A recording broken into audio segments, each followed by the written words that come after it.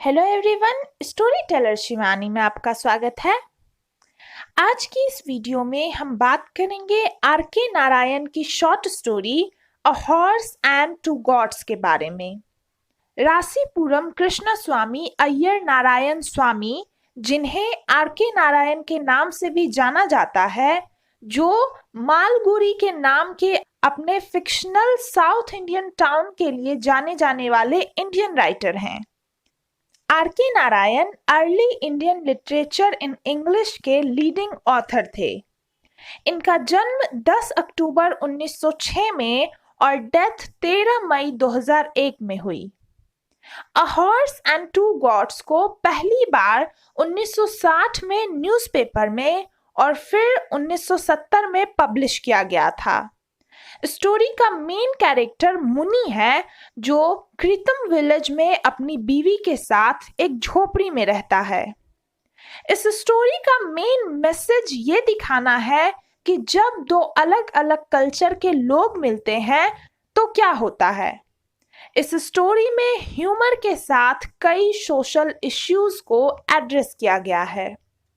जो टाइटल है वो भी अटेंशन ड्रॉ करता है, क्योंकि इस टाइटल से लगता है मानो घोड़ा भी मुनि का पेट होगा, जैसे वो दो बकरियां हैं, लेकिन घोड़ा मात्र मिट्टी का बना एक स्टैचू था। तो वो घोड़ा मुनि का था भी नहीं, लेकिन मिसकम्युनिकेशन के कारण अमेरिकन ने मुनि को घोड़े का ओनर समझ लिया। तो घोड़े ने मुनि का उन बकरियों से ज्यादा साथ दिया, ज्यादा सहायता की। अगर बात करें स्टोरी की थीम्स की, तो ये है cultural clash between east and the west, poverty and wealth, knowledge and wisdom और rural life in India with hunger and poverty. तो चलिए शुरू करते हैं।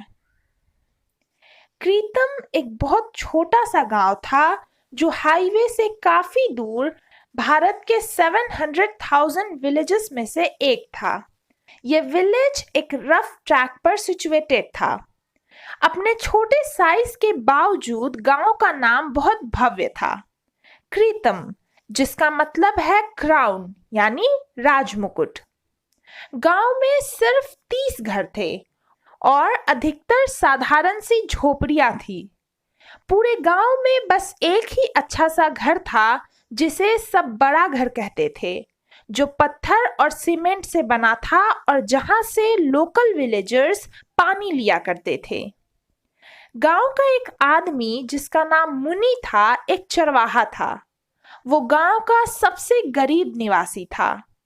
किसी समय में उसके पास 40 भेड़ बकरियां थी, लेकिन धीरे धीरे वे सब मर गए और अब बस 2 बकरियां बची थी, जिन्हें चराने मुनि हाईवे पर ले जाता और फिर बैठकर उन्हें चरते हुए देखता। एक दिन मुनि ने अपने घर के सामने एक पेड़ से कुछ सहजन तोड़ी और अपनी पत्नी से उसे खाने के लिए सॉस में बनाने को कहा, यानी शायद सहजन की झोलदार सब्जी बनाने को कहा।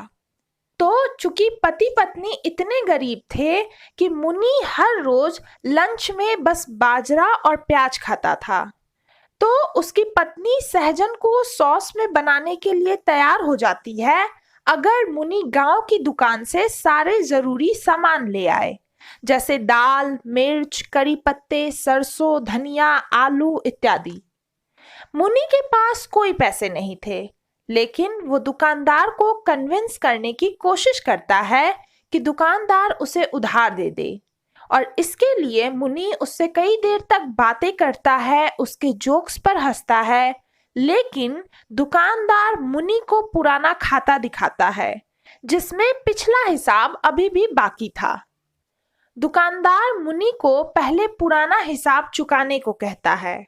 इस पर मुनि दुकानदार से कहता है कि उसकी बेटी उसके 50वें जन्मदिन पर उसे कुछ पैसे देगी, जबकि मुनि की कोई बेटी नहीं थी। दुकानदार को भी मुनि की बात का भरोसा नहीं होता और वो कहता है कि तुम तो कम से कम 70 साल के लगते ही हो। मुनि घर आ जाता है और अपनी पत्नी को सहजन बेच आने को कहता है, क्योंकि उसे सॉस के लिए कोई भी सामान नहीं मिल पाया। फिर वो अपनी बकरियों को लेकर हमेशा की तरह हाईवे पर चराने ले जाता है। जब वो वहां बकरियों को चराता है तो वो एक मिट्टी के घोड़े के स्टैचू की छाया में बैठता। घोड़े का स्टैचू वहां तब से था जब मुनि बहुत छोटा था, और मुनि को उसके दादाजी ने बताया था कि ये घोड़ा कल्कि को रिप्रेजेंट करता है, जो तमिल लेजेंड के अनुसार जिंदा हो जाएगा जब इस दुनिया का अंत होने को होगा, और ये घोड़ा सारे बुरे लोगों को कुचल देगा। मुनि वहां बैठा ही था कि उसने देखा एक पीली रंग की स्टेशन वैगन यानी चौपहिया गाड़ी उसकी तरफ आ रही है। गाड़ी की गैस खत्म हो जाती है और वो गाड़ी स्टैचू के सामने रोड पर रुक जाती है। एक वाइट फॉरेनर गाड़ी से उतरता है और इंग्लिश में मुनि से पूछता है कि क्या आसपास कोई गैस स्टेशन है, लेकिन मुनि उससे बात नहीं कर पाता क्योंकि मुनि इंग्लिश नहीं बोलता और फॉरेनर तमिल नहीं बोल सकता। फॉरेनर कहता है कि वो न्यूयॉर्क का एक कॉफी ट्रेडर है और वो ये स्टैचू खरीदना चाहता है। वो इसके लिए मुनि को पैसे भी देगा, पर मुनि को लगता है कि फॉरेनर कोई पुलिस वाला है क्योंकि उसने खाकी पहनी हुई थी, और उसे लगा कि जो अभी हाल में कृतम और पास के गांव के बॉर्डर पर एक लड़के की लाश मिली थी, ये ऑफिसर उसकी पूछताछ करने आया है। मुनि कहता है कि उसे इस घटना के बारे में कुछ नहीं पता और मर्डरर शायद दूसरे गांव में रहता है। फॉरेनर को भी कुछ भी समझ नहीं आता। वो मुनि को सिगरेट ऑफर करता है और बताने लगता है कि वो और उसकी वाइफ वैकेशन के लिए इंडिया आए थे। मुनि भी अपनी बातें चालू रखता है।